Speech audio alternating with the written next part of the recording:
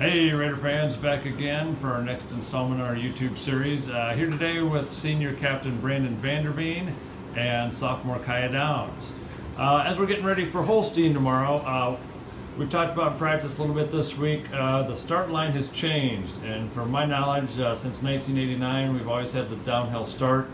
They kind of run the course a little bit backwards this year. We've looked at the maps a little bit. What do you think that's going to do? Is it going to have a lot of change, do you think? A little change tomorrow, Brandon? What do you think on that? I think it's going to be a little different not having a downhill start to help get you that momentum and give you a little bit of a jump start.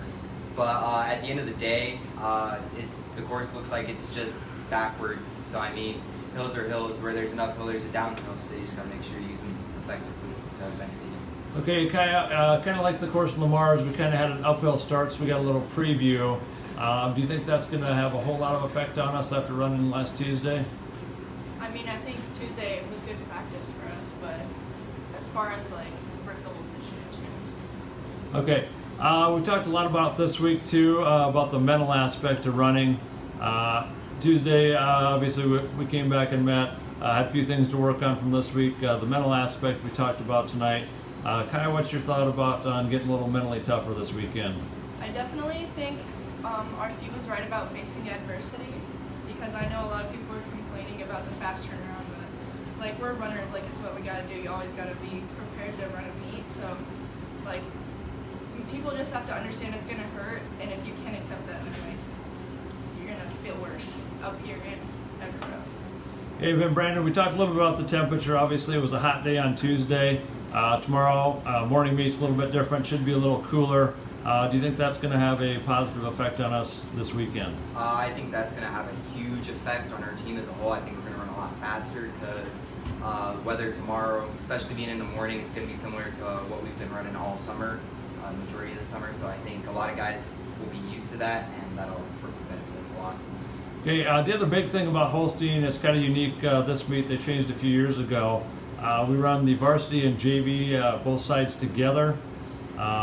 Went through that. So I'll go back to you, Brandon. How does that kind of help us as an overall team running the combined divisions together?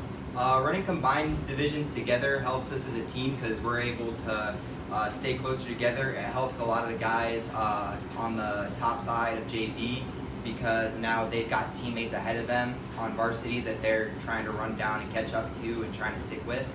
So I think that'll help us stick together and help with pacing a lot. Okay, Kaya, we're going to come to you, kind of talk about both the girls and the boys side, kind of about the expectations tomorrow, kind of where we kind of set the bar this week and how we should compete. Huge meet.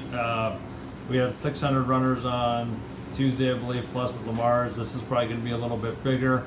So where do you set the bar at for expectations for both sides this weekend? Well, I know the boys did pretty well last year.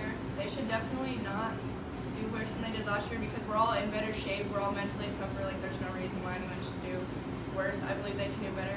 On the girls' side, we did really good last year. We won it. So our bar is like for expectations. All right, Brandon, any advice for the meet tomorrow for our runners? Hydrate, get plenty of rest, and just be ready to join the game. All right, Kai, any last words of advice for tomorrow? Get a good sleep and watch the video that Golf put on Twitter. All right, thank you guys.